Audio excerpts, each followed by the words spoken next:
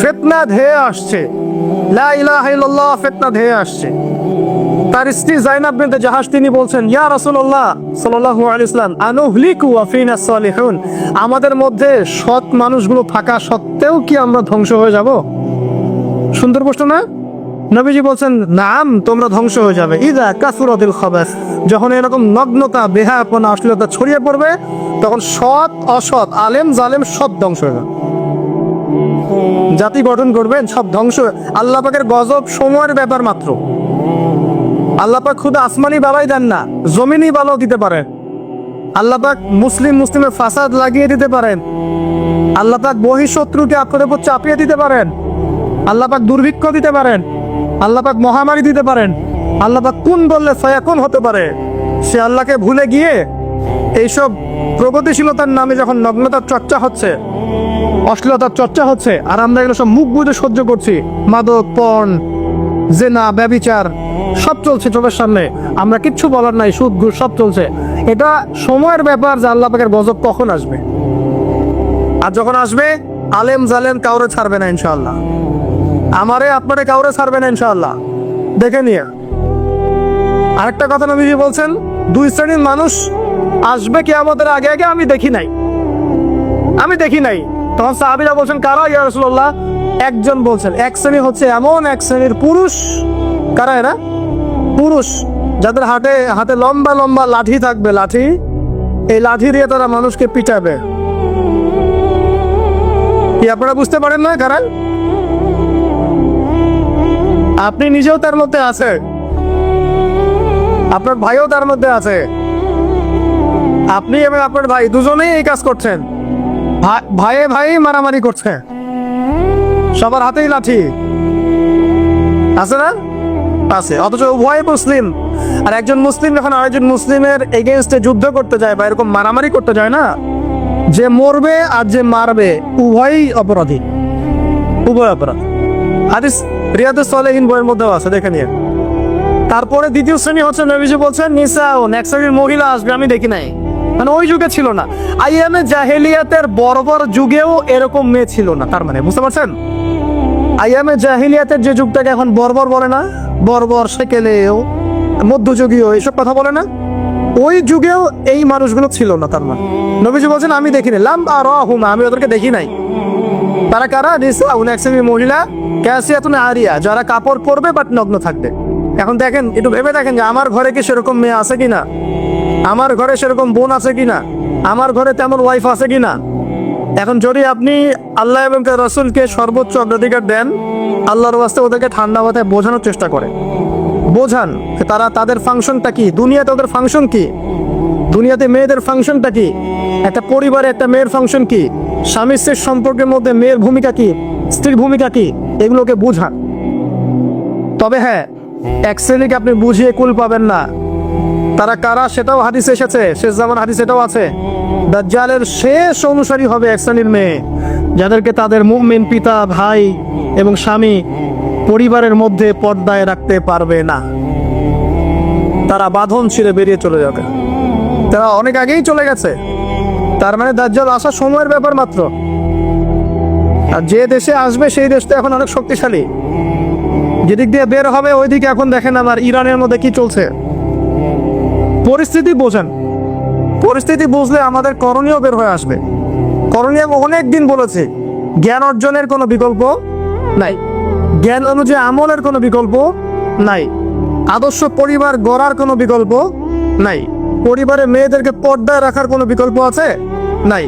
এমনকি আমাদের ছোট ছোট ছেলে মেয়ে যারা এখন জন্ম নিয়েছে, এদেরকেও ছোটবেলা থেকেই ইসলামের অনুশাসন দিতে হবে, না হলে বড় হয়ে বিগড়ে যাবে। এরা বিগড়াবে না?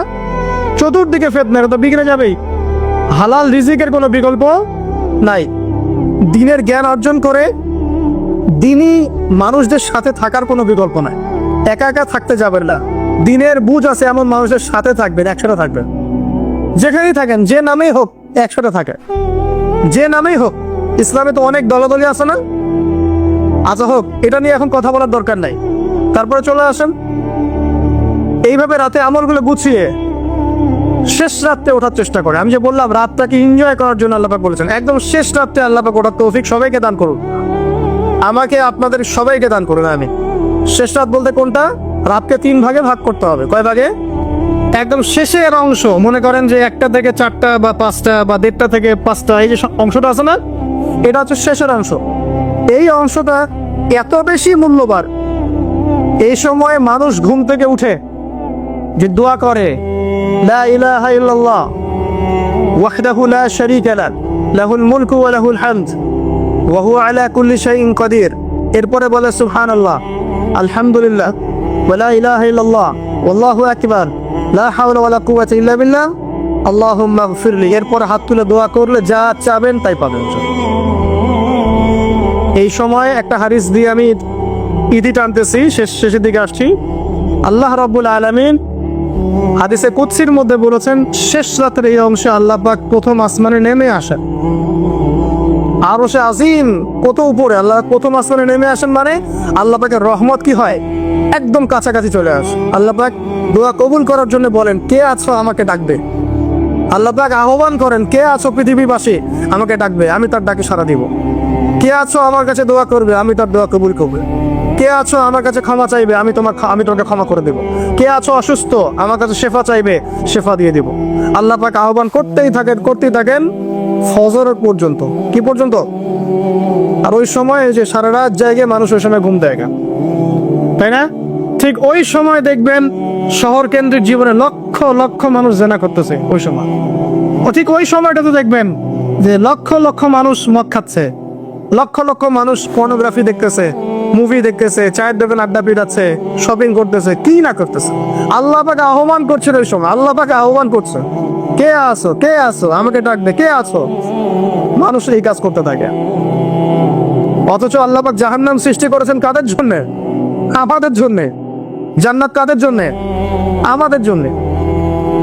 তো আল্লাহ পাক এই সময়টাকে কাজে লাগানো তৌফিক আমাদেরকে দান করুন। এই সময় উঠে যতটুকু আপনার সামর্থ্য হয়, 2 রাকাত পারলে 2 রাকাত, 4 পারলে 4, 6 পারলে 6, 8 পারলে 8, 20 পারলে 20, যত রাকাত পারেন আপনি 2 করে নফল নামাজ পড়তেই থাকেন। এই সময় নবীজি নামাজ পড়তেন এমন ভাবে যে তার পা ফুলে যেত। 1 রাকাতে 4.5 পারা কোরআন তেলাওয়াত করেছেন।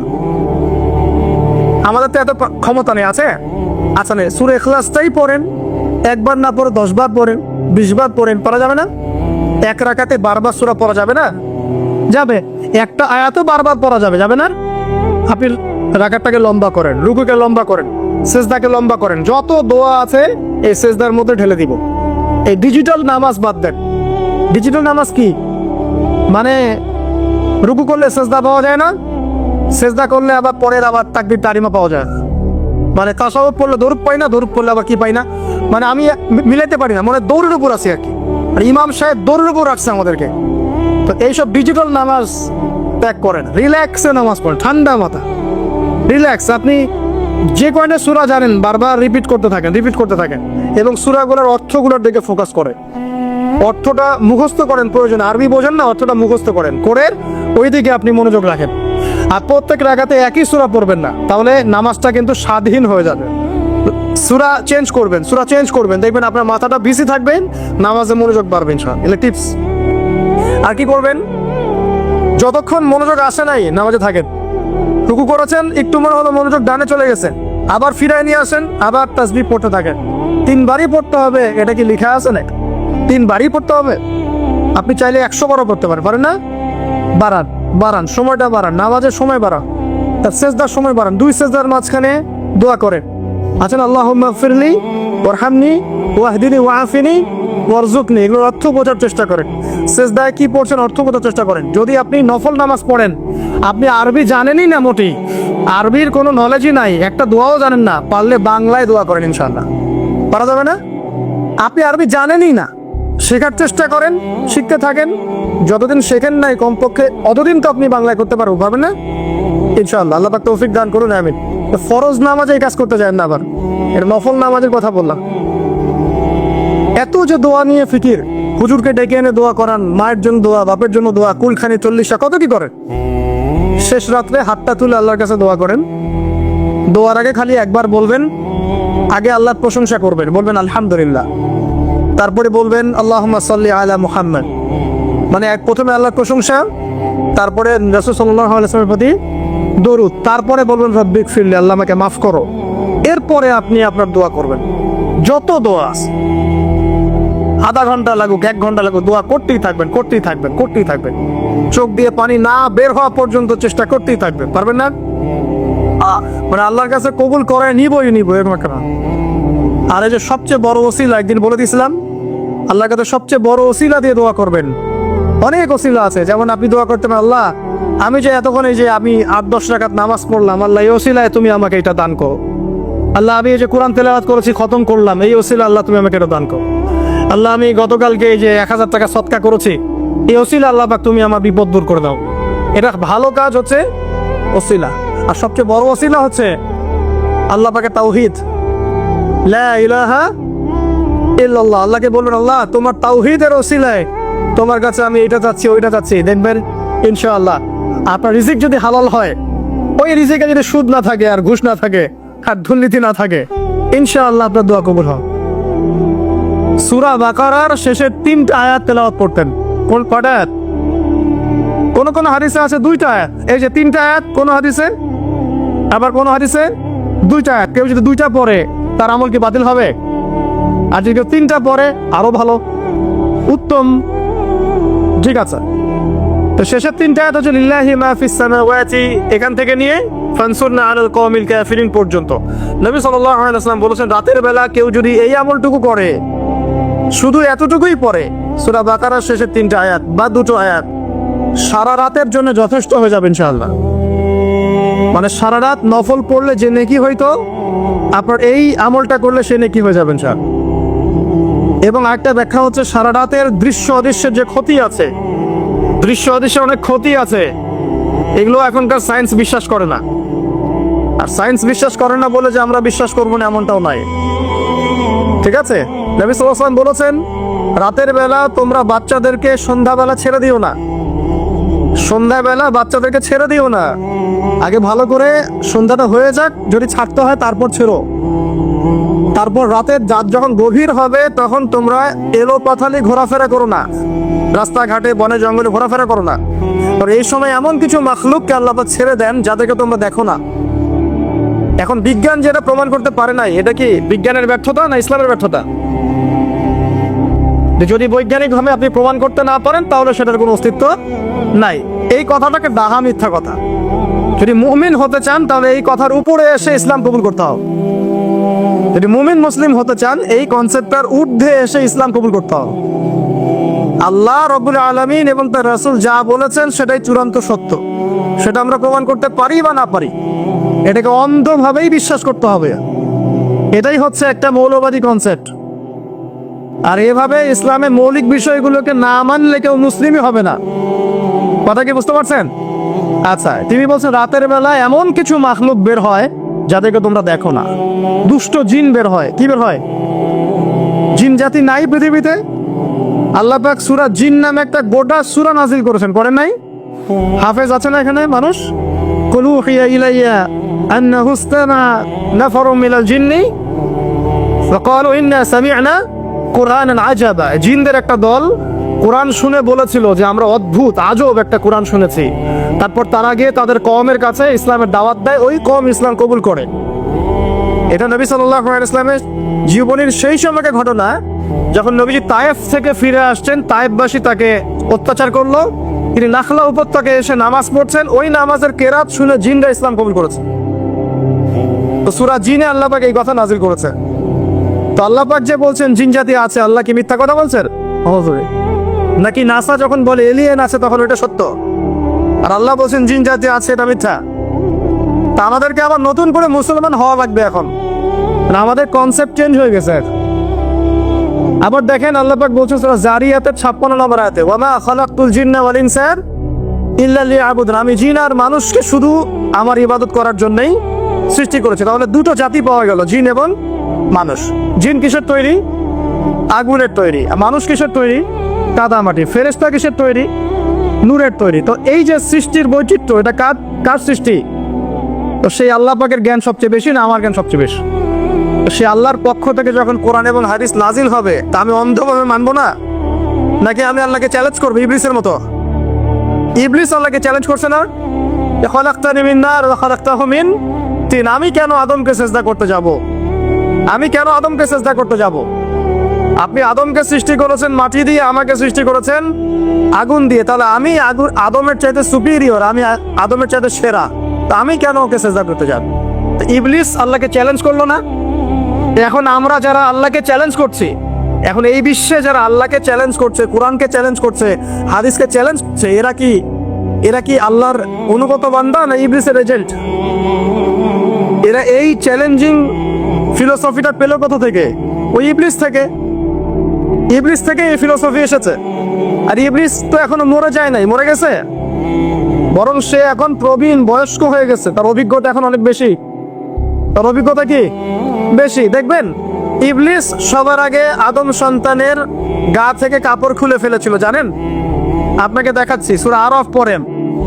সূরা আরাফের মধ্যে আল্লাহ পাক বলছেন, ইয়া বানি আদম, হে আদম সন্তান, লা ইয়াফতিনান্নাকুমুশ শাইতান, হে আদমের সন্তানরা তোমরা শুনে রাখো, শয়তান ইবলিস যেন তোমাদেরকে ফিতনায় ফেলতে না পারে। কে বলছেন? আল্লাহ। কিরকম ফিতনা? ইয়ানজিউ আনহুমা লিবাসাহুমা, যে ইবলিস তোমাদের বাবা মায়ের গা থেকে কাপড় খুলে ফেলেছিল। ইয়া বানি আদম লা ইয়াফতিনান্নাকুমুশ শাইতান কামা আখরাজা আবাওয়াইকুম মিনাল জান্নাহ ইয়ানজিউ আনহুমা লিবাসাহুমা। আল্লাহ পাক বলছেন, হে আদমের সন্তানরা, তোমরা সতর্ক থেকো, ইবলিস যেন তোমাদেরকে ফিতনায় ফেলতে না পারে, যেমন করে সে তোমাদের বাবা এবং মাকে জান্নাত থেকে বের করে দিয়েছিল এবং তাদের গায়ের কাপড় খুলে ফেলেছে। কখন কাপড় খুলে গেছে জানেন? যখন ওই যে গাছের কাছে তারা চলে গেলেন, ওই যে এই গাছের কাছে যেও না, ওয়ালা তাকরাবা হাদিস শাজারা, তোমরা এই গাছের কাছে যেও না। যখনই তারা গাছের কাছে গেলেন, ফল খেলেন, সাথে সাথে গায়ের কাপড় খুলে পড়ে গেছে। এর আগ পর্যন্ত দুজন জানতেন না কার লজ্জাস্থান কেমন। এই ঘটনার পর একে অপরের লজ্জাস্থান উন্মুক্ত হয়ে যায়। তারপর তারা জান্নাতের পাতাগুলো ছিঁড়ে ছিঁড়ে লজ্জাস্থান ঢাকতে লাগলেন। তাহলে ইবলিস আমাদের পিতা মাতাকে প্রতারিত করে ধোকায় ফেলে গা থেকে কাপড় খুলে ফেলেছে না? কথা কি বুঝতে পারছেন? এটাই আল্লাহ পাক বলছেন, তোমাদের কাপড় যেন তারা খুলতে না পারে, তোমাদেরকে যেন হে আদম সন্তান ইবলিস ফিতনায় ফেলতে না পারে।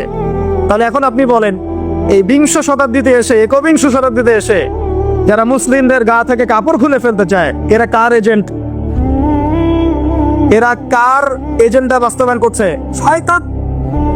প্রমাণ হিসেবে কি আমি নিজের মন গড়া কথা বললাম, না কোরআন থেকে দলিল দিলাম? কোন সূরা? সূরা আরাফ এর প্রথম 3টা পৃষ্ঠা পড়েন, ডিটেইলস লেখা আছে।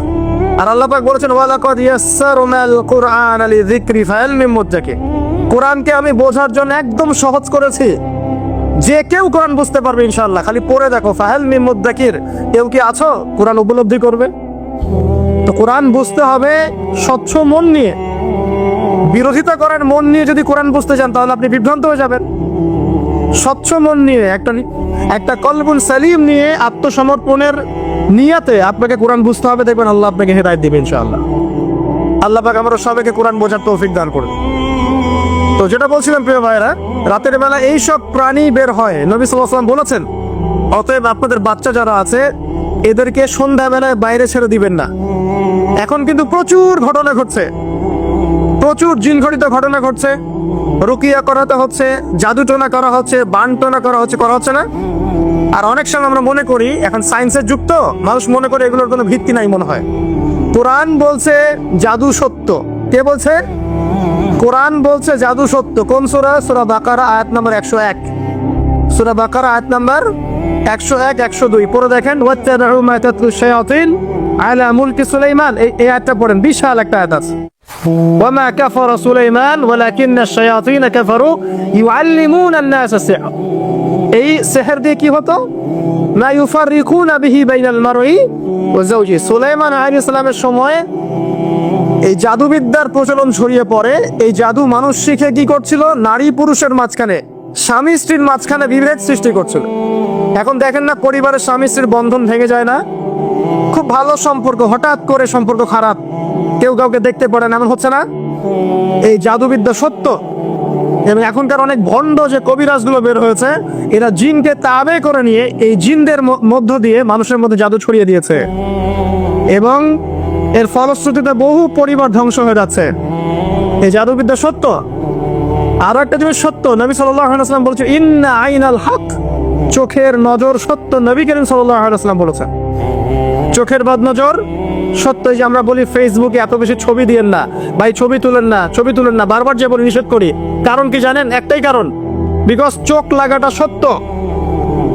নবী করিম সাল্লাল্লাহু আলাইহি ওয়াসাল্লাম যা বলেছেন সাদাকাল্লাহু ওয়া সাদাকা রাসূলুহুল কারীম। নবী যা বলেছেন, আল্লাহ যা বলেছেন চিরায়ত সত্যের বাইরে কোনো সত্য আছে?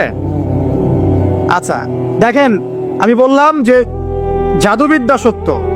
এই জাদুবিদ্যার চর্চা মানুষ করে, এখনো করে, এবং এই জাদু দিয়ে মানুষের ক্ষতি করার জন্য জিনের প্রয়োজন হয়, দুষ্ট জিন।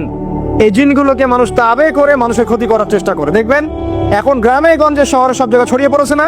নবী সাল্লাল্লাহু আলাইহি ওয়াসাল্লাম শেষ জামানা ফিতনাগুলোর মতো অনেক ফিতনা কথা বলেছেন, যে মেয়েদের সংখ্যা বাড়বে, ছেলেদের সংখ্যা কমবে, মেয়েরা পুরুষের পোশাক পরবে, পুরুষেরা মেয়েদের পোশাক পরবে, মহামারী বাড়বে, জলোচ্ছ্বাস বাড়বে, ভূমিকম্প বাড়বে, আপনার জেনা বাড়বে, মাদক বাড়বে, সব বলেছেন। আরেকটা বড় কথা বলেছেন, সেটা হচ্ছে হত্যা বাড়বে, হারাজ, ফিতনা হারাজ বাড়বে। আল ফিতনা আশাদ্দু মিনাল কতল, হত্যা বাড়বে, হত্যা।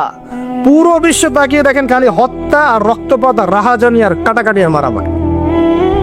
কে কাকে ডমিনেট করবে এই জায়গায় বসে আছে। কোন দেশ কার উপর আগ্রাসন চালাবে, কার উপর অর্থনৈতিক স্যাংশন দিবে, কার টাকার মান কমিয়ে দিবে, কাকে সামরিক আগ্রাসন দিবে, কোন মুসলিম রাষ্ট্রের মধ্যে জঙ্গি ইস্যু তৈরি করা যায়, এই প্রচেষ্টায় ব্যস্ত হয়ে আছে এরা। পুরো বিশ্বের মধ্যে একটা শ্রেণী আছে ওই পশ্চিমা সভ্যতার মধ্যে, যাদের চরিত্রের সাথে ইয়াজুজ আর মাজুজের চরিত্রের মিল আছে, যারা চায় সারা বিশ্বের মানুষ ওদের দাস হয়ে থাক। এদের এই কুকীর্তির কারণেই প্রথম বিশ্বযুদ্ধে প্রায় 3-4 কোটি মানুষ মারা গেছে, দ্বিতীয় বিশ্বযুদ্ধে প্রায় 7-8 কোটি মানুষ মারা গেছে। সামনে একটা অপেক্ষা করছে, এখানে না জানি কত কোটি মানুষ মারা যায়। হাদিসে এসেছে 3 ভাগের 1 ভাগ মানুষই মারা যাবে, 3 ভাগের 1 ভাগ মানুষ যুদ্ধ বিদ্রোহে মারা যাবে, 1 ভাগ রোগ পালাই মহামারীতে মারা যাবে, 1 ভাগ মানুষ বাকি থাকবে। কত বছর পরে এগুলো হবে এটা নিয়ে আমাকে জিজ্ঞাসা করেন না, সামনে হবে এটা নিশ্চিত থাকেন। বড় বড় ভূমিকম্প অপেক্ষা করছে পৃথিবীর পূর্ব দিকে একটা, পশ্চিমে একটা, মাঝখানে একটা। নিউক্লিয়ার যুদ্ধ অপেক্ষা করছে সামনে।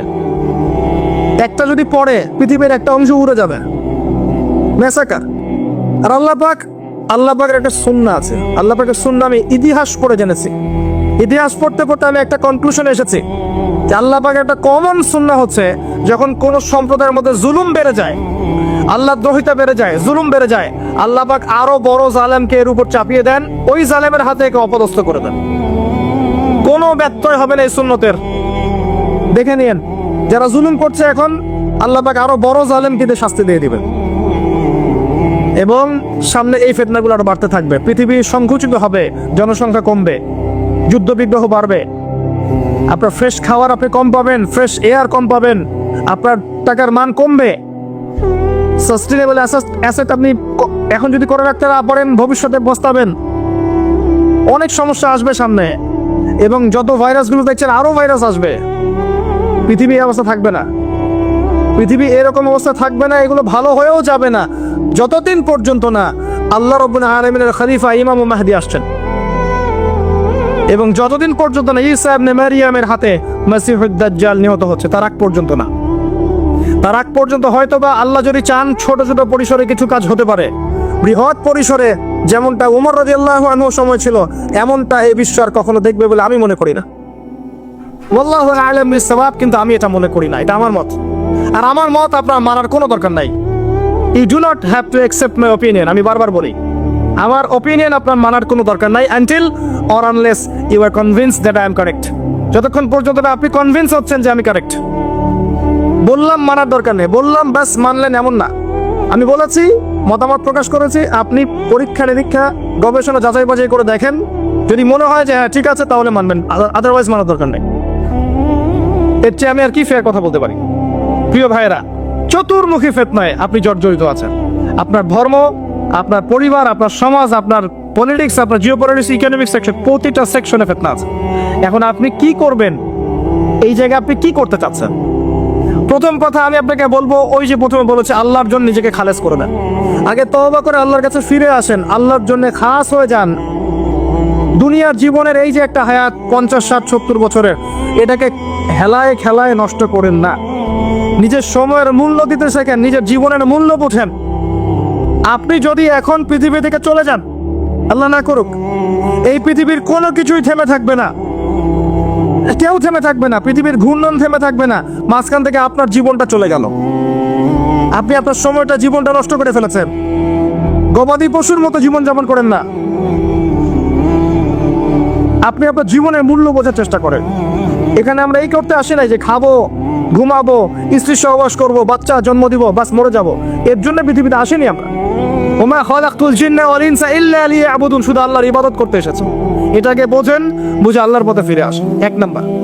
2 নাম্বার, তওবা করেন, খালেস তওবা, এবং যার যার হক তাকে তাকে দিয়ে দেন, নিজের হক আল্লাহর কাছে চেয়ে নেন। কেউ যদি আপনার কাছে টাকা পায় দিয়ে দেন, কাউকে গালি দিয়ে থাকেন ক্ষমা চেয়ে নেন, কারো সম্পদ আত্মসাৎ করে থাকেন ছেড়ে দেন। মানে মানুষের সাথে জড়িত কোনো হক থাকলে দিয়ে দেন, দ্রুত দিয়ে ক্লিয়ার হয়ে যান, শোধ করে ফেলেন। এরপরে আমি বারবার বলি, কারণ কিছু মানুষের কানে কথা ঢুকতেই চায় না, বারবার বলি, জ্ঞান অর্জন করতে হবে। এরপরে জ্ঞান অর্জন করতে হবে এবং কোরআন, হাদিস, ইসলামের ইতিহাস, ফিকহ, ইসলামের অর্থনীতি, ইসলামিক জিওপলিটিক্স, এগুলো পড়তে হবে। পড়াশোনা করলে পরে আপনার নলেজ আসবে। নলেজ আসলেই কিন্তু নূর আসবে না, নলেজ আসলেই নূর আসে না। ডিগ্রি সার্টিফিকেট আসলেই আল্লাহর নূর আসে, এটা ঠিক নয়। ডিগ্রি সার্টিফিকেটের পরেও আত্মশুদ্ধির পরে গিয়ে আপনার কলবে নূর আসবে। যখন কলবে আত্মশুদ্ধি আসবে তখন। আত্মশুদ্ধি ডিগ্রি দিয়ে অর্জিত হয় না। এর পদ্ধতিগুলো আমি অনেক লেকচারে বলেছি। এরপরে আপনার উচিত, আমার উচিত, যতটুকু জানি আমল করা, একটা দিনকে অপচয় না করা। একটা দিন এসেছে, গনিমত মনে করে বেঁচে নেন। দিন এসেছে, গনিমত মনে করে বেঁচে নেন। প্রতিটা কাজ নবীর সুন্নাহ মতো এনজয় করেন, লাইফটাকে এনজয় করেন, কোরআন সুন্নাহ দিয়ে লাইফকে এনজয় করতে শেখেন। এরপরে হকপন্থী আলেমের কাছে গিয়ে সোহবতে থাকেন, ভালো কিছু শেখেন। আর হকপন্থী আলেম কারা? যারা সত্য বলার সাহস রাখে, তারা।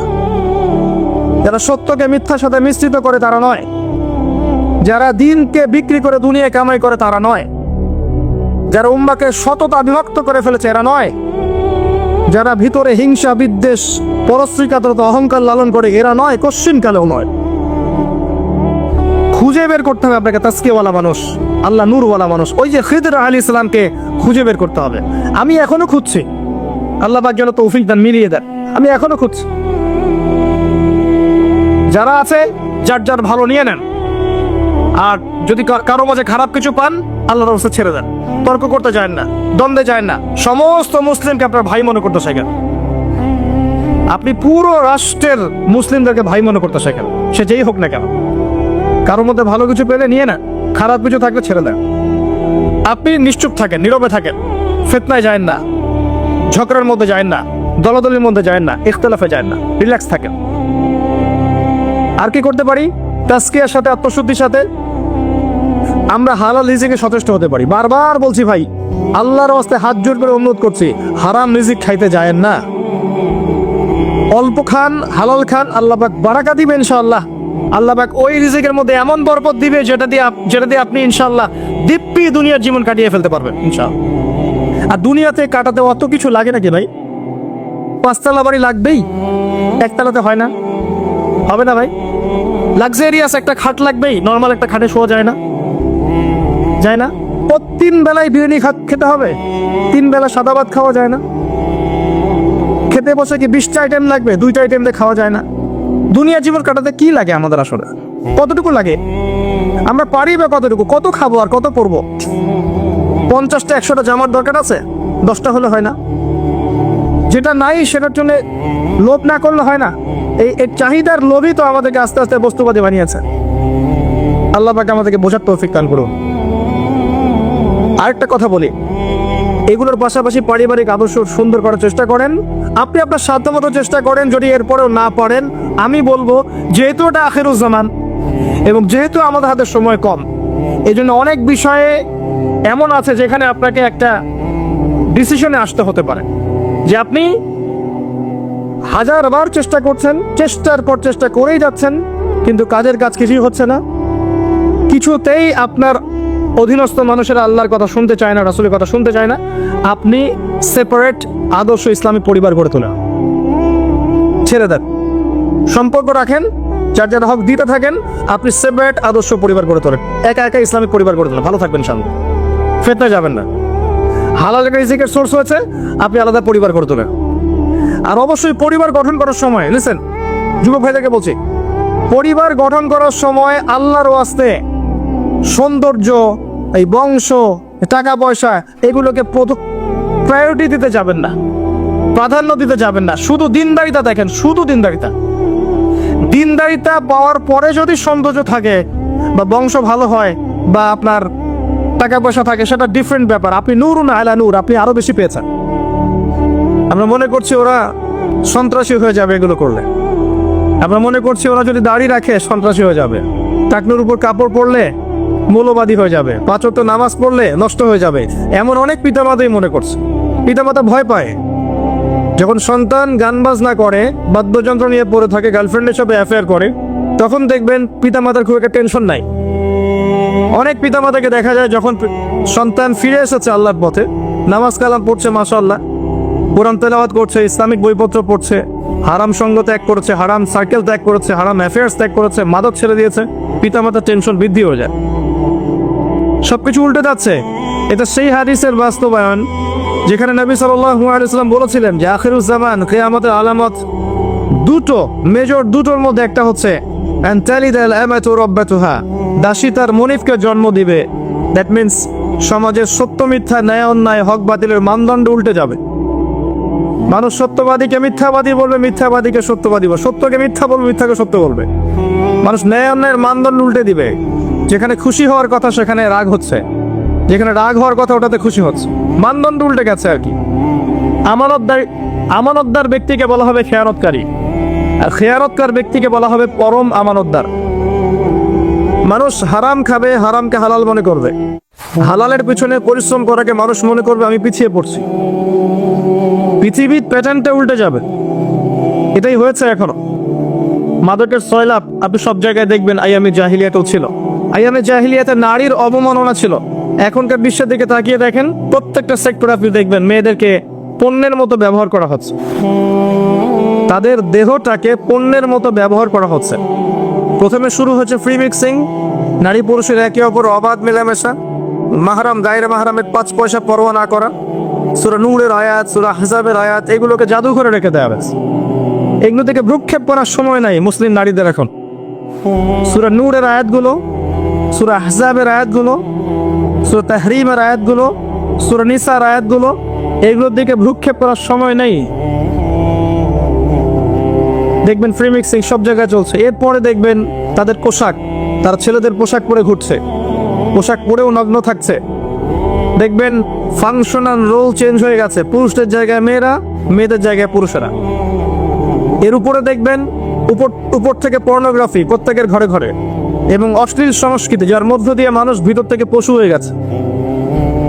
প্রত্যেকটা সেক্টর, স্কুল থেকে শুরু করে কলেজ, ইউনিভার্সিটি, আপনার ব্যবসা প্রতিষ্ঠান, আপনার চাকরি ক্ষেত্র, ইভেন পলিটিক্যাল মিছিল, সবখানে দেখবেন মেয়ে ছেলে ফ্রি মিক্সিং। এর ফলশ্রুতিতে দেখবেন যে হালাল সম্পর্কগুলোর জায়গায় জেনা, ধর্ষণ, ব্যভিচার, পরকীয়া বেড়েছে। সমাজের কাঠামোটা নষ্ট হয়ে গেছে। এটা আইয়ামে জাহিলিয়াতকেও হার মানিয়েছে। এবং আমরা এখনো কন্যা সন্তানকে হয়তো জীবন্ত দাফন করি না, কিন্তু গর্ভে যদি কন্যা সন্তান আসে অ্যাবর্শন করে ফেলতে চাই, এটা কিন্তু আমাদের মধ্যে আছে। আবার অনেক সময় দেখা যায় কন্যা সন্তান হলে মুখটা কালো হয়ে যায়, ফোন করে বলা হয় এবার দুঃসংবাদ, ইনশাল্লাহ পরের বার সুসংবাদ হবে, সবর করো। আইয়ামে জাহিলিয়াতে গোত্রীয় হানাহানি ছিল, এখন আপনি গোত্রীয় হানাহানিটাকে দেখবেন ধর্মীয় হানাহানি। এক দল আরেক দলের বিরুদ্ধে, এক আলেম আরেক আলেমের বিরুদ্ধে, এক বক্তা আরেক বক্তার বিরুদ্ধে, এক সংগঠন আরেক সংগঠনের বিরুদ্ধে। এটা ধর্মীয় হানাহানি। এক তরিকা আরেক তরিকার বিরুদ্ধে। পলিটিক্যালিও দেখবেন আমরা হানাহানিতে আছি। নিজের মায়ের পেটের ভাই দুজন দুটো দল করে হানাহানি, কাটাকাটি, মারামারি, হিংসা, বিদ্বেষ, অথচ নিজের মায়ের পেটের ভাই। জিওপলিটিক্যাল ক্ষেত্রে দেখবেন এক দেশের সাথে আরেক দেশের মারামারি, ইকোনমিক স্যাংশন, সামরিক আগ্রাসন। এখন সামনে হতে পারে নিউক্লিয়ার যুদ্ধ, যেটা দ্বার প্রান্তে এই মানব জাতি দাঁড়িয়ে আছে। আমরা তো অনেক বড় বড় স্বপ্নের কথা বলি, মানব জাতি দাঁড়িয়ে আছে একটা নিউক্লিয়ার যুদ্ধের সামনে। যে কোনো সময়ে বিশ্বের ম্যাসাকার নিউক্লিয়ার যুদ্ধ হতে পারে, যে কোনো সময়। তার 1914 থেকে চেষ্টা করে আসছে 1914 থেকে চেষ্টা করছে, 1914, 1947, 1962, তারপর আরব ইসরায়েল যুদ্ধগুলোর সময়। এখন আবার নতুন করে সিরিয়াতে তারা চেষ্টা করেছিল, পারে নাই। এখন আবার নতুন ইস্যু তৈরি করে রাশিয়া ইউক্রেন দিয়ে আবার শুরু করছে, নিউক্লিয়ার যুদ্ধের দিকে মানুষকে নিয়ে যাচ্ছে, উস্কে দিচ্ছে বিশ্বের একটা অংশের মানুষ। তারা চাচ্ছে দে আর লাস্টিং ফর ওয়ার্স, তারা যুদ্ধের জন্য উৎসুক হয়ে আছে। যুদ্ধ বাদলেই নতুন একটা রুলিং স্টেট বিশ্বের বুকে মাথা তুলে দাঁড়াবে। যেমন করে ব্রিটেন চলে গেছে, সেভাবে আস্তে আস্তে ইউএসএও চলে যাবে। নতুন একটা স্টেট বিশ্বের বুকে আসবে যে সারা বিশ্বকে শাসন করবে, এবং সেটা আমাদের মত, আমার মত, সেটা হবে দ্য স্টেট অফ ইসরায়েল। আমার মধ্যে কোনো সন্দেহ নাই, আপনার সন্দেহ থাকলে আপনি অপেক্ষা করতে থাকি। আমার মধ্যে কোনো সন্দেহ নাই যে সে বিশ্বকে রুল করবে একটা নির্দিষ্ট সময় পর্যন্ত। এরপরে তার পতন হবে, তার আগে নয়। এবং তার পতনটা ঈসা ইবনে মারইয়ামের হাতে। কারণ আমরা তো হালুয়া রুটি আর সেমাই খাবো, আমাদের হাতে ওর পতনের সুযোগই নেই, সম্ভাবনাই নাই। বিগত 70 বছরে ও মুসলিমদের কলেজের উপর বসেই বিশ্বের প্রত্যেকটা বড় সেক্টর নিয়ন্ত্রণ করে ফেলেছে। যখন আমরা আপোষে কাদা ছোড়াছুড়িতে লিপ্ত ছিলাম, দুঃখের কথা হাসি মুখে বলছি, 4টা ব্যাটল কিচ্ছু করতে পারেনি মুসলিম ওদেরকে। শেষ জামানায় মাসিহুদ দাজ্জাল সবচেয়ে বড় ফিতনা। মাসিহুদ দাজ্জালের ফিতনা এত বড়, পৃথিবীর সমস্ত ফিতনাগুলোকে এক জায়গায় করলেও দাজ্জালের ফিতনার সমান হবে না। সে জিউসদেরকে নিয়ে, ইহুদিদেরকে নিয়ে এই বিশ্বকে শাসন করবে 40 দিন, যার প্রথম দিনটা হবে 1 বছরের সমান, দ্বিতীয় দিনটা হবে 1 মাসের সমান, তৃতীয় দিনটা হবে 1 সপ্তাহের সমান, বাকি দিনগুলো হবে আমাদের দিনের মতো।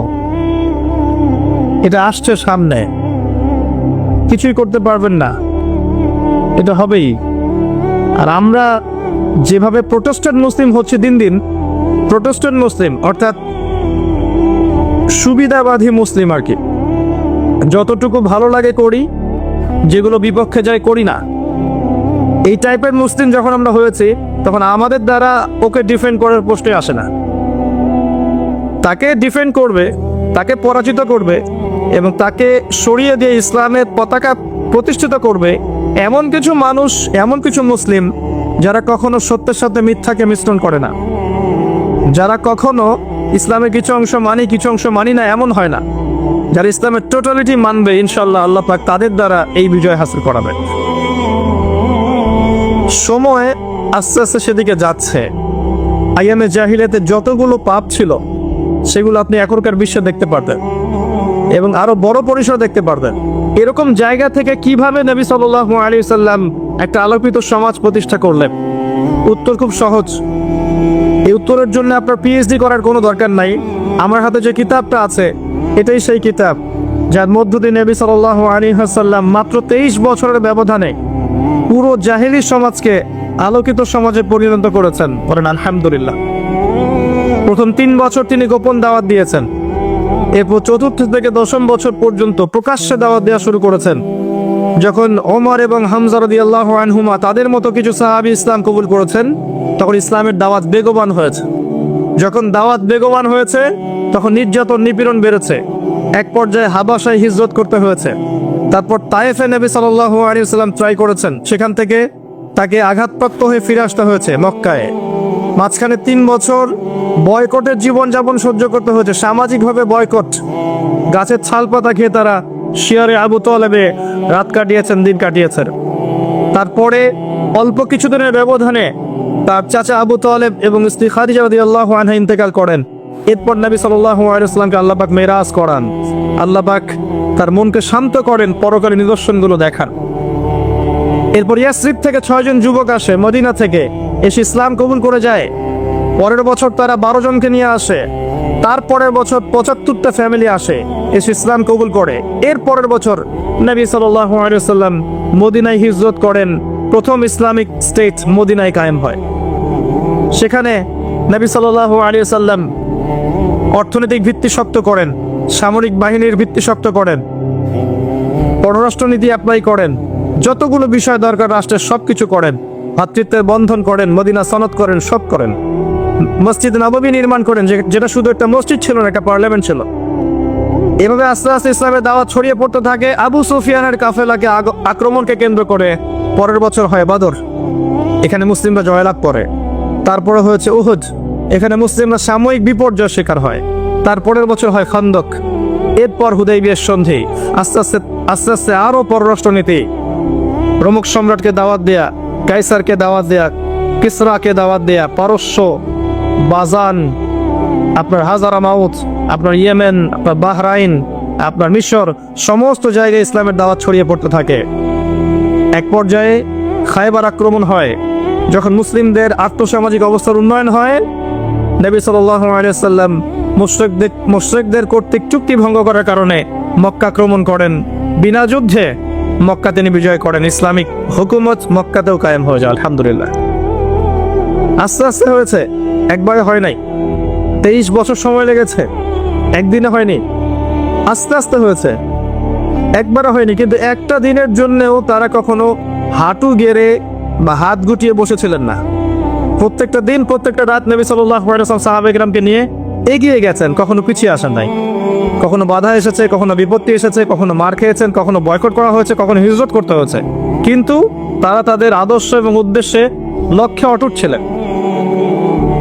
এটার প্রয়োজন মুসলিমদের এখন, লক্ষ্যে অটুট থাকা। এরপর সেই ভিত্তির উপর দাঁড়িয়ে আবু বকর সিদ্দিক রাদিয়াল্লাহু আনহু শাসন কার্য চালিয়েছেন, তারপর উমর রাদিয়াল্লাহু আনহু চালিয়েছেন, এরপর উসমান রাদিয়াল্লাহু আনহু চালিয়েছেন, তারপর আলী ইবনে আবি তালিব চালিয়েছেন। চলেই গেছে বছরের পর বছর। এরপর 132 বছর উমাইয়ারা শাসন করেছে। তারপরের প্রায় 532 বা 50 বছরের মতো আব্বাসীয়রা শাসন করেছে। তারপর অটোম্যানরা এসেছে, ফাতেমিরা এসেছিল, কর্ডোভায় শাসন এসেছিল, মিশরের মামলুকরা এসেছিল, আফগানরা, মোগলরা এসেছে, সবাই শাসন করেছে। ইসলামই ছিল এই বিশ্বের বুকে একমাত্র প্রতিষ্ঠিত রিলিজন, শুধু জীবনের একটা ক্ষেত্রে নয়, জীবনের সমস্ত ক্ষেত্রেই। কিন্তু বিগত 100, 200, 300 বছর থেকে আমরা অধঃপতনের সময় দেখতে পাচ্ছি। কি কারণ? যে কিতাবটা হাতে নিয়ে নবী সাল্লাল্লাহু আলাইহি ওয়াসাল্লাম সমাজ সংস্কার করেছিলেন, এখান থেকে মুসলিমরা সরে এসেছে। মুসলিমদের এই কিতাবের উপরে মূলত 6টা হক ছিল। এই 6টা হকের বেশিরভাগই আমরা আদায় করতে পারি নাই। 1 নাম্বার ছিল এই কিতাব সবাই পড়তে জানবো, কিন্তু আমরা এই কিতাব সবাই পড়তে জানি না, দুর্ভাগ্যজনক। দ্বিতীয় বিষয় ছিল এই কিতাবের অর্থটা আমাদের জানা উচিত ছিল, দুর্ভাগ্যজনক বেশিরভাগ মুসলিম এই কিতাবের অর্থ জানি না। তৃতীয়টা হচ্ছে এই কিতাবের আদেশ এবং নিষেধগুলো আমাদের মানা উচিত ছিল, নিষেধগুলো বর্জন করা উচিত ছিল। ম্যাক্সিমাম মুসলিম আমরা আল কোরআনের আদেশ নিষেধ মানি না। জি, এই কিতাবের দাওয়াত মানুষের ঘরে ঘরে পৌঁছানোর কথা ছিল, কিন্তু এই ক্ষেত্রে আমরা অনেকেই এই কাজটা করতে পারি নাই। বরং দেখবেন মুসলিমদের ঘরে অন্য কিতাবের দাওয়াত চলে এসেছে এখন, এবং দিন দিন বহু মুসলিম থেকে অন্য ধর্ম গ্রহণ করছে এদেশের মাটিতেও। আপনি আমি ঘুমিয়ে আছি, কিন্তু কাফের মুশরিকরা ঘুমিয়ে নাই। তারা বহু মানুষকে অমুসলিম বানিয়েছে এই এদেশের মাটিতে, দিন দিন হচ্ছে। আর তারা আমাদের মতো নয় যে একজনকে অমুসলিম বানালে সেলফি তুলে ফেসবুকে দিবে, আজকে অমুককে খ্রিস্টান বানালাম দেখুন। তারা এত বোকা নয়, তারা আমাদের মতো বুদ্ধিবৃত্তিক ভাবে পরাজিত নয়। আমরা বুদ্ধিবৃত্তিক ভাবে পরাজিত। আমরা এক ওয়াক্ত নামাজ পড়লে সারা দুনিয়ার মানুষকে জানাতে চাই যে আজকে আমি নামাজ পড়েছি। হ্যাঁ, আইওয়াস আর শোডাউন নিয়ে আমরা এত বেশি ব্যস্ত হয়ে থাকি যে বেসিক কাজ থেকে সরে এসেছি। কিন্তু দেখবেন ইসরায়েল কখনো বলবে না তার কাছে কতগুলো পারমাণবিক অস্ত্র আছে, কখনো বলবে না। কেউ জানে না, কেউ জানে না। এবার রাশিয়াও জানে না তার কাছে কতগুলো পারমাণবিক অস্ত্র আছে। কিন্তু যদি আমাদের কাছে একটা থাকতো, আমরা সারা দুনিয়ার মানুষকে বলতাম আমার কাছে একটা আছে। এই বুদ্ধিবৃত্তিক পরাজয়ের কারণে আমরা পলিটিক্যাল ব্যাটলে হেরে গেছি। ইসরায়েল কি করবে? সে দেখবে কার কাছে কতগুলো আছে, ইরানের কাছে কতগুলো আছে, ও দেখবে, ওইটা নিয়ে প্রশ্ন তুলবে। ওর দিকে যদি কেউ প্রশ্ন তুলে, সে বলবে আমি আত্মরক্ষার স্বার্থে এটা করেছি। সুবহানাল্লাহ। মানে টপিক এটা নয় আজকে আলোচনার, না হলে আমি এটা নিয়ে অনেকগুলো কথা বলতে পারতাম। মূল বিষয়টা হচ্ছে যে আমরা যখন আমাদের আপোষের ইখতিলাফগুলো নিয়ে ব্যস্ত আছি, আপোষের দুর্বলতাগুলো নিয়ে ব্যস্ত আছি, তখন ইসলামের শত্রুরা অনেক দূর পর্যন্ত এগিয়ে গেছে। তারা এখন বিশ্বের পলিটিক্যাল সেকশন থেকে শুরু করে মিডিয়া বলেন, প্রযুক্তি বলেন, অর্থনীতি বলেন, এডুকেশন সেক্টর বলেন, প্রত্যেকটা সেক্টর উপর থেকে রুল করছে। এখানে আপনি আমি একটা স্লোগান দিয়ে কি করতে পারি? তেমন কিছু না। আর আমরা তো আমাদের ব্যক্তিগত জীবনের ইবাদতগুলো থেকেও সরে আসছি। একটু খেয়াল করে দেখেন না, বাংলাদেশের কত পার্সেন্ট মুসলিম 5 ওয়াক্ত নামাজ পড়ে? একটু জরিপ করে দেখেন, বাংলাদেশের কতজন মুসলিম আল কোরআনুল কারীম বিশুদ্ধ করে তেলাওয়াত করতে পারে? কতজন যুবকের গালে দাড়ি আছে? একটু দেখেন না। কতজন যুবতীর গায়ে পর্দা হিজাব আছে? একটু দেখেন। একটু দেখেন না, কতজন মুসলিম হালাল খায়? একটু দেখেন না। কয়টা পরিবারে আপনি ইসলামিক পরিবার পাবেন? একটু দেখেন। আর আমরা যে বড় বড় কথাগুলো বলছি, নিঃসন্দেহে এগুলো বড় কথা হলেও আল্লাহরই কথা। এটা মানুষই করবে, মুসলিমরাই করবে। আল্লাহর জমিন, আল্লাহর দিন প্রতিষ্ঠার কথাই বলেন, আল্লাহ পাকের কালিমা বুলন্দ করার কথাই বলেন, এগুলো মুসলিমরাই করবে। কিন্তু কোন মুসলিমরা করবে এগুলো? যারা সালাত পড়ে না, যারা যাকাত দেয় না, যারা পর্দা করছে না, যারা হারামখোর, এরাই কাজ করবে? এই যুব সমাজ করবে? যে যুব সমাজ একটা টিকটক প্রতিবন্ধী প্রজন্ম, এরা করবে? এটা আপনি আমাকে বিশ্বাস করতে বলছেন? সুবহানাল্লাহ, এটা আমি বিশ্বাস করি না। এরা কি মুহাম্মদ বিন কাসিম? এদের মধ্যে ওমর ইবনে খাত্তাবের মতো চেতনা আছে? এরা জানে সালাহউদ্দিন আইয়ুবী কে ছিলেন? জিজ্ঞাসা করে দেখেন, রমাদান মাসের সওম কত হিজরিতে ফরজ করা হয়েছে? বলেন বলেন, রমাদান মাসের সওম কত হিজরিতে ফরজ করা হয়েছে? অল্প কিছু মানুষ বলতে পারবে, ম্যাক্সিমাম পারবে না, দেখবেন। কিন্তু জিজ্ঞাসা করেন, কয়দিন আগে বাংলাদেশে একজন পর্ন স্টার এসেছিল, নাম কি? দেখেন, সবাই বলতে পারছে। দেখছেন, এটা বাস্তবতা। আমি অবাস্তব অলিক স্বপ্ন দেখি না। যখন বাংলাদেশের প্রত্যেক যুব সমাজ গাল ভর্তি দাড়ি থাকবে, 5 ওয়াক্ত নামাজি হবে, সুন্নতের লেবাস থাকবে, কোরআন তেলাওয়াত করতে জানবে, কোরআনের অর্থ বুঝতে জানবে, কোরআনের আদেশ নিষেধ মেনে চলবে, ইত্তেবায়ে সুন্নাহ মাফিক জীবন যাপন করবে, হালাল খাবে, আদর্শ পরিবার করবে, অটোমেটিকলি বাংলার জমিনে দিন কায়েম হয়ে যাবে ইনশাআল্লাহ। বেসিক কাজে আসেন। এখন কি করছে তারা? ম্যাক্সিমাম যুব সমাজ দেখবেন টিকটক, ফেসবুক, ইউটিউবিং, গার্লফ্রেন্ড, মাদক, ইয়াবা, জুয়া, ক্যাসিনো, প্রিমিক্সিং, জীবনের উদ্দেশ্য না জানা শিক্ষা ব্যবস্থা, এগুলো নিয়ে পড়ে আছে। দেখবেন কয়জনের ফিকির আছে দিন নিয়ে? দিন, আল্লাহর জমিনে আল্লাহর দিন, কত নিজেই জানে না জীবনের উদ্দেশ্য কি। কয়েকজন গার্লফ্রেন্ডের জন্য জীবন দিতে পারে, আত্মহত্যা করে মরতে পারে। এই ছেলে আল্লাহর পথে জীবন দিব নাকি? ও তো জানি না আল্লাহর পথ কি জিনিস। ইল্লা মাশাআল্লাহ, আল্লাহ যদি হেদায়েত না দেন। যেটা বলতে যাচ্ছি ভাই, জাহিলি যুগের প্রত্যেকটা জাহিলিয়াত এখন বিরাজমান আছে, যেটাকে পরিবর্তন করেছেন নবী সাল্লাল্লাহু আলাইহি ওয়াসাল্লাম এই কিতাবের মধ্য দিয়ে এবং সুন্নাহর মধ্য দিয়ে। তিনি এবং সাহাবায়ে কেরাম রাদিয়াল্লাহু আনহুম আজমাইন আল কোরআন পড়েছেন, অর্থ বুঝেছেন, আমল করেছেন, দাওয়াত দিয়েছেন, প্রতিষ্ঠা করেছেন। এগুলো কোরআনের হক। এগুলো আমরা বাস্তবায়ন করতে না পারলে আল্লাহ পাক আমাদেরকে সরিয়ে দিবেন। ওয়া ইন তাতাওয়াল্লাউ ইস্তাবদিল কওমান গায়রাকুম।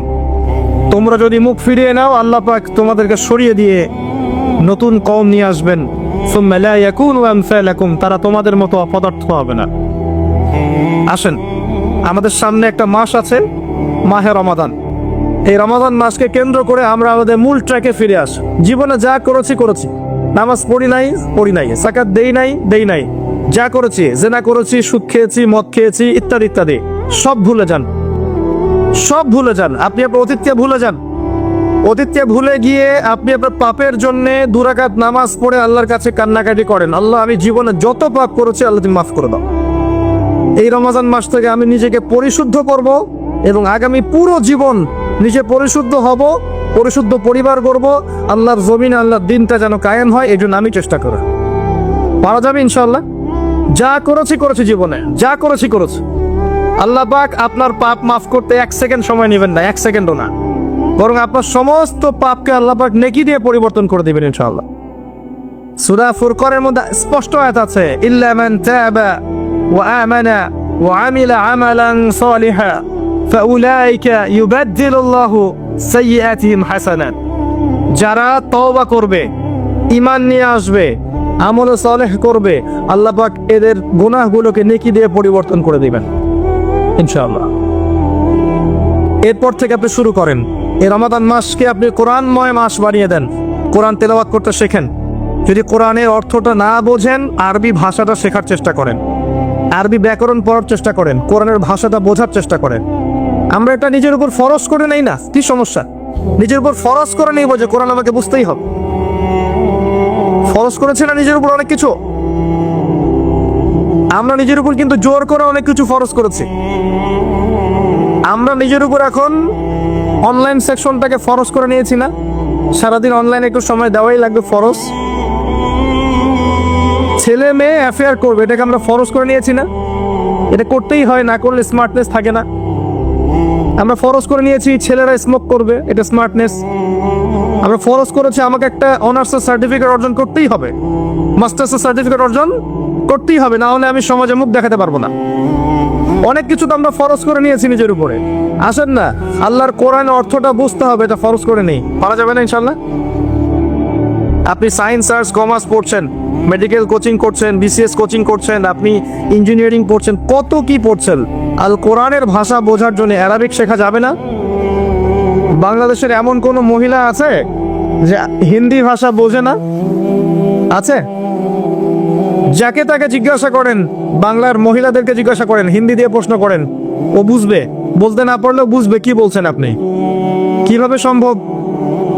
কোন স্কুলে পড়ানো হয়, কলেজে পড়ানো হয়, মাদ্রাসায় পড়ানো হয়, লিখানো হয়? কিভাবে শিখলো বলেন? সংস্কৃতি, সংস্কৃতি। আপনি অ্যারাবিক চর্চা করেন, 2 বছর সময় লাগবে না, আপনিও কোরআন বুঝে ফেলবেন ইনশাআল্লাহ। আমি বুঝে ফেলবেন না বলতে এটা বোঝাচ্ছি না যে আপনি মুফতি হয়ে যাবেন, আপনি বড় মুহাদ্দিস হয়ে যাবেন, আপনি বড় মুফাসসির হয়ে যাবেন, এটা বোঝাচ্ছি না। আমি বোঝাচ্ছি যে ইমাম তেলাওয়াত করবেন, আপনি বুঝতে পারবেন এর অর্থটা কি। ইমাম তেলাওয়াত করবেন, আপনি বুঝতে পারবেন অর্থটা কি। আল্লাহ পাক তৌফিক ইনায়াত করুন, আমি মন থেকে দোয়া করি, আমিন। রমজান মাসে কোরআনকে সময় দেন, কোরআন তেলাওয়াত করেন, অর্থ বোঝার চেষ্টা করেন, কোর্সগুলো করেন, অনলাইনে করেন, অফলাইনে করেন, মাদ্রাসায় গিয়ে করেন, ওস্তাদদের কাছে গিয়ে করেন। এবং যারা আমরা কোরআন তেলাওয়াত করতে জানি না, রমজানে শিখবো ইনশাআল্লাহ, শিখবো ইনশাআল্লাহ। যারা জানি তারা এই মাসে এক পারা করে পার ডে পড়বো, 1 পারা করে পার ডে, একদিনে মিনিমাম 1 পারা, 30 দিন 30 পারা পড়া যাবে ইনশাআল্লাহ। এবং এটাকে চর্চা ধরে রাখবেন, সারা বছর প্রত্যেক মাসে একটা করে খতম দিবেন, মাসে একটা করে খতম দিবেন। চাঁদ উঠবে, চাঁদের প্রথম দিন 1 পারা, চাঁদের দ্বিতীয় দিন 2 পারা, চাঁদের তৃতীয় দিন 3 পারা, এভাবে আপনি পুরো কোরআন খতম করবেন, পারবেন? চাঁদের সাথে কোরআনের সম্পর্ক আছে, কোথায় আছে এটা আপনি খুঁজে বের করবেন, আমি বলে দিব না। এই চাঁদের সাথে কোরআনের সম্পর্ক আছে, কোথায় আছে খুঁজে বের করেন। যারা কোরআন তেলাওয়াত করতে জানি না, তেলাওয়াত শিখবো। যারা জানি তারা 1 পারা করে তেলাওয়াত করবো, সারা বছর ধরে রাখবো ইনশাআল্লাহ। যারা এর চেয়ে ভালো পারি, হাফেজ, রমজান মাসে কোরআনের হিফজ চর্চা করব, পুরো কোরআনটা হিফজ চর্চা করবো ইনশাআল্লাহ, পারা যাবে ইনশাআল্লাহ। যারা এর চেয়ে বেশি পারি তারা ইনশাআল্লাহ হতে আয়লা কোরআনের গবেষণায় লিপ্ত হব, অর্থগুলো বোঝার চেষ্টা করব, কোন সূরা আল্লাহ পাক কি বলতে চাচ্ছেন, কোন সূরার মূলনীতি কি। আপনার বাসায় তাফসীর ইবনে কাসির থাকলে এটা পড়বেন, মারিফুল কোরআন থাকলে এটা পড়বেন, জালালাইন থাকলে এটা পড়বেন, যেটা আছে আপনার কাছে এটাই পড়বেন। প্রতিদিন একটা নির্দিষ্ট সময়কে বেছে নেবেন, এই 1 ঘন্টা আমি স্মার্টফোন থেকে টোটালি দূরে থাকলাম, ফোন বন্ধ, ল্যাপটপ বন্ধ, সব বন্ধ। আমি টোটালি একদম কোরআন নিয়ে, ইসলামিক বই নিয়ে পড়ার টেবিলে। এটার জন্য আপনার বেস্ট সময়টা আপনি বেছে নেন। যদি ফজরের পর পড়েন বেটার, যদি না পড়েন জোহরের পর, না পড়েন আসরের পর ইত্যাদি। আপনি নামাজের পর একটা সময় বেছে নেন, যে সময়টা পড়ার টেবিলে থাকবেন মিনিমাম 1 থেকে 2 ঘন্টা, নড়বেন না এখান থেকে, ফোন টোন সব বন্ধ, কারোর সাথে কোনো কন্ট্যাক্ট নাই। পড়বেন একদম কাট পেস্ট, যেটাকে আমরা বলি ক্রস চেক, একদম ক্রস চেক করে বসবেন। খাতা থাকবে, ডায়েরি থাকবে, আপনার সামনে কোরআন থাকবে, তাফসীর থাকবে, একাধিক তাফসীর থাকবে, একটা করে আয়াত পড়বেন, ওই আয়াতের কয়েকটা তাফসীর অনুবাদ দেখবেন, প্রাসঙ্গিক ব্যাখ্যা দেখবেন, মূল পয়েন্টগুলো নোট আউট করবেন। পারবেন? পারবেন না? এভাবে পড়াশোনা না করলে কিন্তু মন থেকে শান্তি আসে না। এভাবে একটা দিন পড়ে দেখেন, মন থেকে শান্তি আসবে। একটা আয়াতকে নেন, মনে করেন একটা আয়াতকে নিলেন যে আল্লাহ পাক বলেছেন, ইয়া আইয়ুহাল্লাযীনা আমানু ইত্তাকুল্লাহ হাক্কা তুকাতিহি ওয়া লা তামুতুন্না ইল্লা ওয়া আনতুম মুসলিমুন, সূরা আলে ইমরান 102। আপনি এই আয়াতটা পড়েন, পরে এর তাফসীর একটা দুইটা তিনটা তাফসীর অনুবাদ দেখেন, দেখে এর প্রাসঙ্গিক ব্যাখ্যাগুলো পড়েন। তাফসীরে দেখবেন এই আয়াতের সাথে প্রাসঙ্গিক কিছু হাদিসও দেয়া আছে, এগুলো আপনি পড়া হয়ে যাবে। এবার আপনি আপনার ডায়েরির মধ্যে নোট করেন সূরা আলে ইমরান আয়াত 102, এখান থেকে আমি যা শিখলাম। 1 নাম্বার, আল্লাহ বলেছেন ইয়া আইয়ুহাল্লাযীনা আমানু, আল্লাহ পাক ঈমানদারদেরকে বলছেন ইত্তাকুল্লাহ, আল্লাহকে ভয় করো। ঈমানদারদেরকে বলছেন আল্লাহকে ভয় করো। পয়েন্ট চলে আসবে, ঈমানদার কাকে বলে, কোন কোন পিলারে বিশ্বাস করলে ঈমানদার হওয়া যায়, ঈমানের শর্তগুলো কি কি শিখে ফেললেন। 2 নাম্বার লিখলেন যে আল্লাহ ঈমানদারদেরকে বলেছেন আল্লাহকে ভয় করো, ইত্তাকুল্লাহ, তাকওয়া কাকে বলে, তাকওয়া সম্পর্কে আপনি আরো 10টা পয়েন্ট বের করতে পারবেন, লিখে ফেললেন। ইত্তাকুল্লাহ হাক্কা তুকাতি, ভয় করার মতো ভয় করো। এটার মানে কি, আল্লাহ পাক কি বোঝাতে যাচ্ছেন? যেন তেন ভয় না, ভয় করার মতো ভয় করো, এটা একটা পয়েন্ট বের করলেন। ওয়ালা তামুতুন্না ইল্লা ওয়া আনতুম মুসলিমুন, পরিপূর্ণ মুসলিম না হয়ে মৃত্যুবরণ করো না, একটা পয়েন্ট লিখলেন। একটা আয়াত থেকে আপনি 4টা 5টা 10টা পয়েন্ট বের করতে পারলেন। এবার এই আয়াতটার শিক্ষাটা আপনি আপনার স্ত্রীকে শোনান, আপনার মাকে শেখান, আপনার বাবাকে শেখান। আপনি মসজিদে যান, ওই আয়াতটা মসজিদের সবার সামনে তেলাওয়াত করে আপনি আপনার দাওয়াতি কাজ করেন, পারা যাবে? কোরআনময় সমাজ এমনি এমনি হয় না, একটা কোরআনের ব্যাপক রেভলিউশন দরকার। কোরআনই সেই অস্ত্র যেটা দিয়ে আপনি ইসলামিক সমাজ বাস্তবায়ন করতে পারবেন, আর কিছু নাই। আমাদের কাছে কি মিসাইলস আছে নাকি? পারমাণবিক অস্ত্র আছে? কি আছে? কিছুই তো নাই। শুধু অন্তরে থাকতে হবে ঈমান, ইসলাম, হাতে কোরআন এবং নিজের উপর সুন্নাহ, তাকওয়া, এতটুকুই। তাওয়াক্কুল, প্রচেষ্টা, মুজাহাদা, ইস্তেকামা, এগুলোর মধ্য দিয়ে ইনশাআল্লাহ তাআলা ইসলামের বিজয় আসে। কোরআনে সময় দেন, রমজান মাসে কোরআনময় হয়ে যান।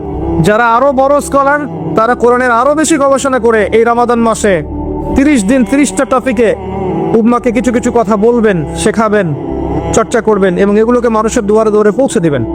শুধু মুসলিমদের দুয়ারে নয়, অমুসলিমদের দুয়ারে দুয়ারেও পৌঁছে দিতে হবে।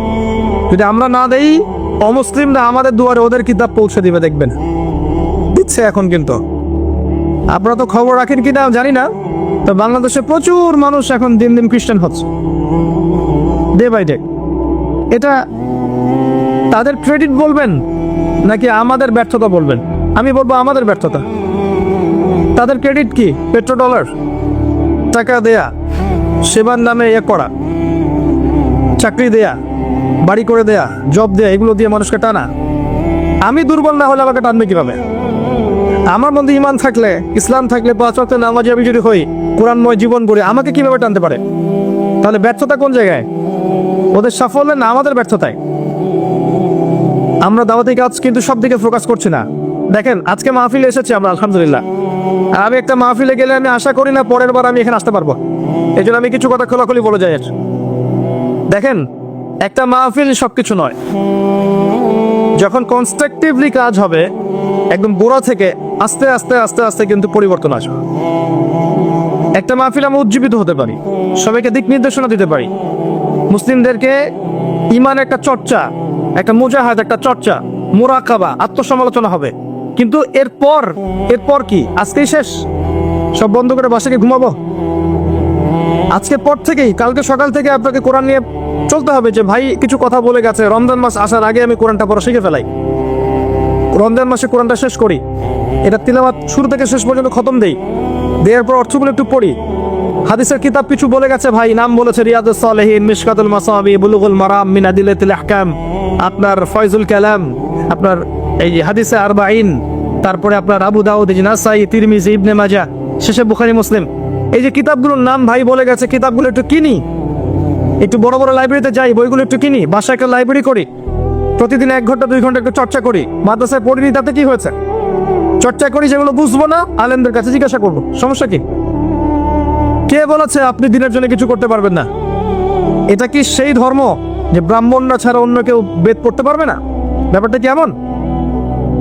এটা সেই রিলিজিয়ন যেটা চর্চা সবাই করতে পারবে, কিন্তু সবাই মুফাসসির হতে পারবে না, সবাই মুহাদ্দিস হবে না, সবাই ফকিহ হবে না, কিন্তু আমভাবে সবাই তো একটা মৌলিক জ্ঞান অর্জন করতে পারবে। সমস্যা কোথায়?